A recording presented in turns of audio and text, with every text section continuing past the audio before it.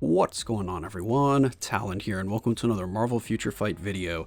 Alright, so in this video here, we are actually on the test account, so we do have early access to the update 5.4. So we're going to be looking at Aero on this one. This was the character I kind of gravitated to the most, so I wanted to take a look at her first, so that's what we're going to be doing today. But before we start, this video is brought to you by Netmarble and the Star Agents program, and since this is a test build, it's still an early build, so it's still subject to change, so it could be changed with the numbers, kind of like the skill damage and that kind of stuff. So nothing that you see right now is going to be finalized or isn't set in stone for the final public version of the update. So now that that is said, let's go ahead and take a look at Aero here. So I'm going to just go through everything with her since she is one of the new characters, so we haven't seen anything too much about her yet. So here we have her skills. I just have the bottom 1 to 22 to help out with the skill cooldown that she needs, because she does not have skill cooldown on any of her gears here. So as you can see, we have crit rate, crit damage. Then we have ignore defense, which is nice. So she does have ignore defense as one of the premiums. We have dodge, HP. Then we have energy defense, movement speed, all defense, energy attack, all speed, and all attack. Well, attack speed and all attack. I have 2 skill cooldown Urus on her just to get her skill cooldown maxed out for the purpose of testing her out. And then we have 2 crit rate Urus on here because I was trying her out with 2 different Ovilus, or I guess 2 different CTPs. I was trying a CTP of Energy and a CTP of Rage to see how they differ for her, because her skills are a little bit weird in terms of their cooldown time. So I'm kind of getting deja vu with Magic and her new uniform in trying to get a skill rotation down for her. But let's go ahead and look at all of her skills first. So her first skill here has a stun and a bind on it. Her second skill has a 5-hit guard for only 3 seconds, which is pretty much the duration of the skill. It gives you super armor and all defense, so it's really nice you don't get guard broken out of the skill, because this is a skill where she's kind of dashing into the enemy. The third skill right here, we have all defense down, which is really nice because it does apply to world bosses. As you can see there, ignores immunity, so that's really good. Hopefully they keep that. And then we have accumulate the, is this damage? What is this? Damage dealt, yeah. Proportional to max accumulated damage. So yeah, so she has damage dealt accumulation here, which is really nice. And then, let's see, her passive is actually a pretty cool passive. So you have a 50% chance when hit to increase your guaranteed dodge by 75%. So very, very similar to Ant-Man's passive, except as you can see, this one is going to be a lot shorter lived. Then you have a guard hit for 1 hit for 2 seconds, and it is on a 5-second cooldown. So pretty much you can have this up like half of the, well, a little less than half of the time, because you have 5-second cooldown, 2 seconds of activation, so it's another 3 seconds before it'll activate again. And I found that this actually really helps her out in terms of surviving when using her second skill right here, because her second skill does have that guard hit, but you know, for world bosses, that guard hit doesn't really matter too much, especially if you're going to get bled or poisoned, and the world boss can kind of strip through those 5 hits quite quickly, because the status effects do knock that down a little bit. Even though you will still get the status effect, it kind of takes off a hit there. And then what else do we have going on here? So the fourth skill, we have Incapacitation, which removes active buffs from the target, which is pretty nice. It's got a silence and a stun, only for 1 second there, so nothing too crazy. And then the fifth skill right here, we have another skill with all defense down. Again, it ignores immunity, so really nice. We have Silence Bind, it gives her super armor, and then also invincibility, which is really good, and then a nice buff right there to all attack 35%, all speed just 1%, crit rate by 35%, so that's really nice. Keep in mind that her crit rate does get a nice buff right here if you are going to be building her with a CTP of Rage. And then her leadership is just all speed. Did we go over her tier 2 passive? I don't think we did, but it's just a skill damage by 30% increase and a bonus damage by 45%, and it enhanced the effects of her passive right here. And I did go ahead and look into the catalog up there to see what the change actually was, and there's no changes in the actual numbers. So at tier 1 she still has a 50% rate when hit, and it is still a 75% dodge and then a 1-hit guard for 2 seconds, but the only difference is it actually is just regular dodge at tier 1. So it says increased dodge rate by 75%. When you get to tier 2, it's increased guaranteed dodge by 75%. So that's big difference right there. Guaranteed dodge is a lot more valuable than just flat dodge, so that's a really nice kind of buff to get there. Her ice weight set, I ended up putting overdrive on her. For her obelisk here, right now I'm trying her out with the Ctp of energy, so we have a Ctp of energy with a 200% proc on it. We'll take a look at her details here. I did get her ignore defense capped and also the skill cooldown capped. As for the other stats, they are a bit low in terms of the attack speed, crit rate, and crit damage. Keep in mind that her crit rate is going to have a 35% stack on top of that from the 5th skill, so that'll really help in kind of triggering like the Ctp of Rage when I do the testing with that one. And then over here, she has fast movement, and she does also have leadership, so she can take advantage of White Fox. And then she is a superhero, and she is a speed character with a energy attack, which is kind of rare. So that's also something to keep in mind, that even though she is speed, she does do energy damage, not physical damage. As you can see from the skills, all say energy, so they're not being converted into physical like some characters that have an energy attack as their main stat, but then end up dealing physical damage as the final value.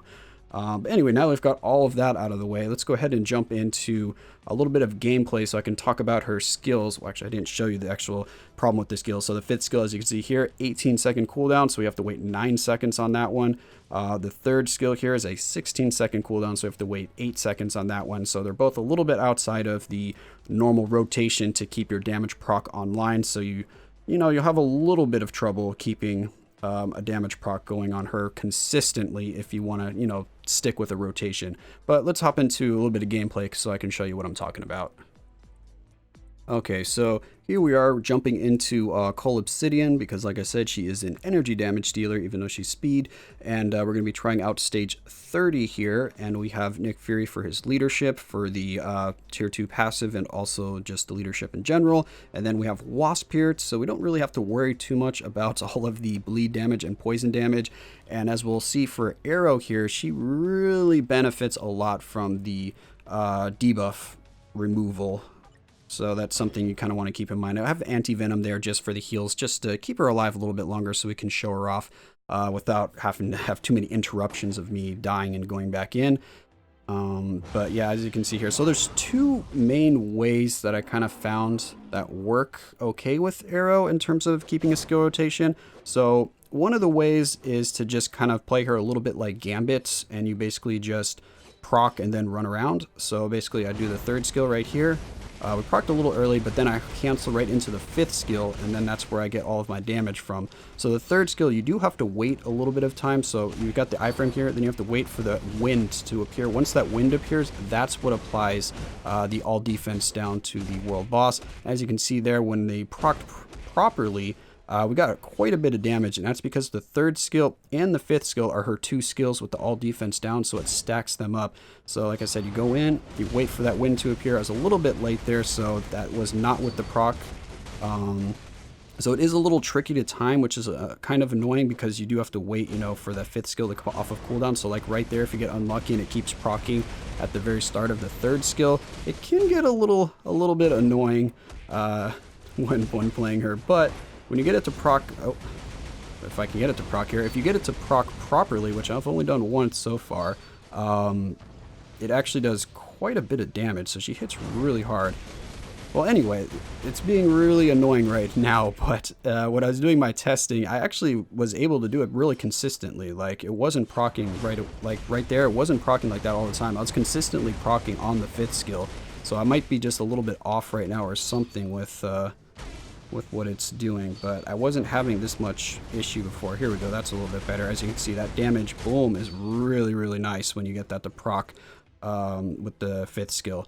And then the other way that I found to play her, which is a little more unsafe because you're going to be kind of face tanking a lot of damage, is you have 2 separate rotations to proc on. So the first one I do is the 4th skill right here. We procced, but you do the 4th skill and then you hop into the 5th skill. As you can see, you have that giant orb right there doing a lot of hits. And then when you're on like the last second of the damage proc, so okay, so the damage proc is about to wear off right there. So damage proc just wore off.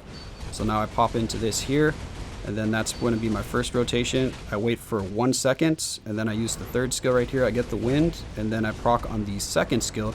because as you can see, the second skill does really, really good damage. Like I said, it's not an iframe, so you do have to be kind of careful when using second skill. So that's why I said it's a little more unsafe. But you do get super armor, you do get a guard hit, and then also you have that chance of getting your 75% guaranteed dodge when you get hit once. So if that procs when you're doing the second skill, it can really save you. So if you get hit once, have that passive go off, then the second skill works really well. So I kind of think that might be what they were going for here, because it is pretty safe once you see right there. If you get that dodge going, which I don't know. Oh, we did not proc her passive. It is only a 50% chance, so you do need to keep that in mind. But that's kind of the two different rotations that I found that kind of work for her.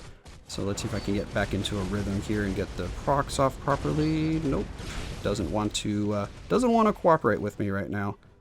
So let's heal up a little bit. Okay, let's not heal up a little bit. All right, let's just use that. All right, let's retry this again.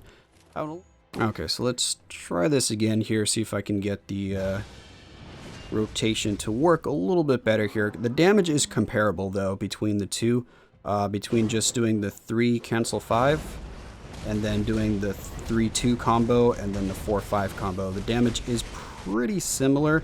And that's just because you're spreading out your all defense down here. So you're doing all defense down on both procs. Because you have the all defense down from the 3rd skill that's going with the 2nd skill proc.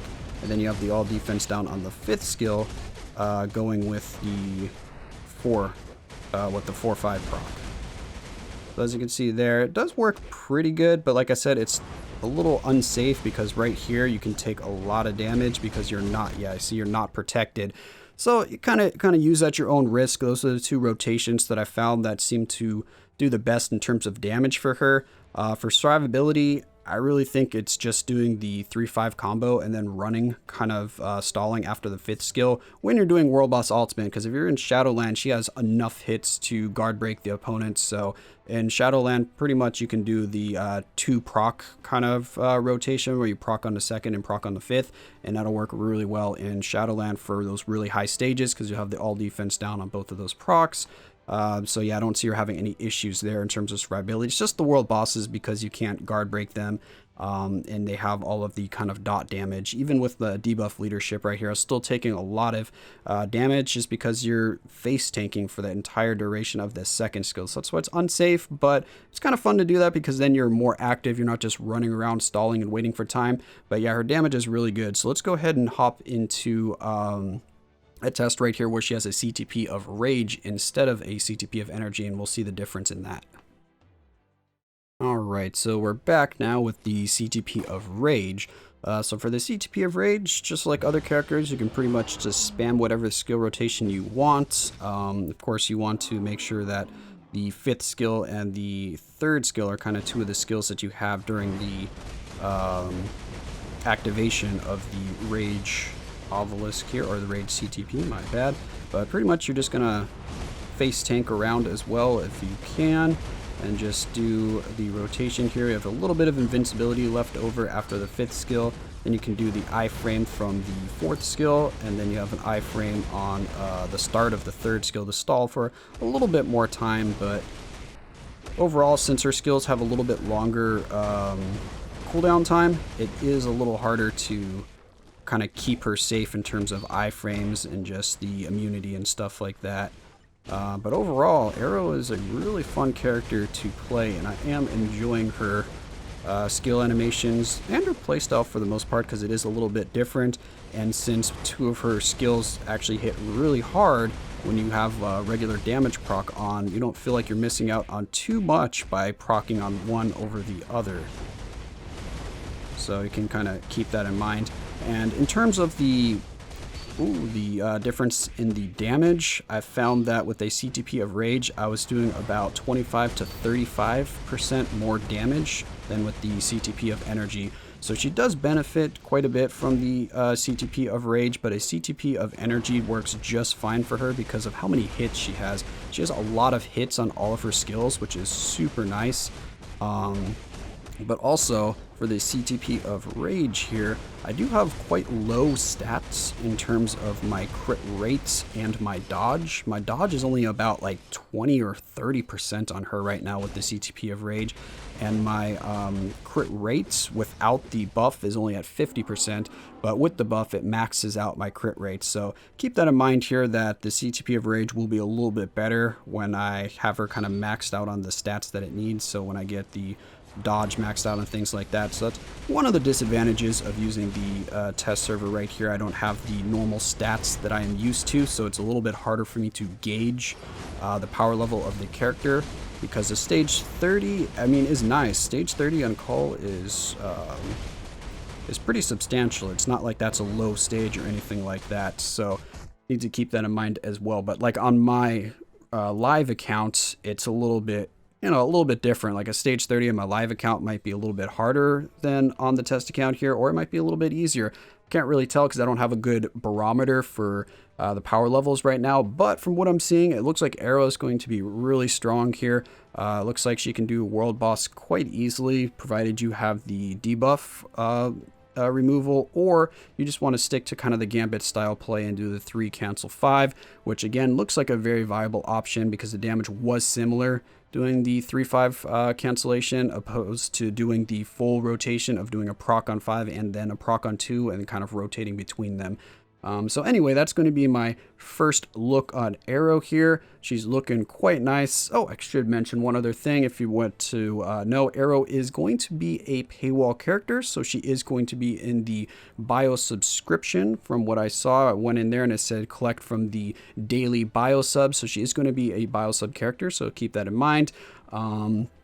But yeah, I think that's about it for right now. So I'm going to be excited to get my hands on her on my account so I can kind of do a more weighted comparison, or a comparison that might be more relatable to me, because I'll know how she stands in comparison to my other characters that I already have and play all the time. But that's enough of my rambling here. I've gone on long enough, but hopefully you enjoyed the video here. Hopefully you like this early look at Aero. Let me know if you're excited about her and you want to get her when she comes out as well. So yeah, that's going to be it for this video. Hope you enjoyed, and of course I will catch you in the next one.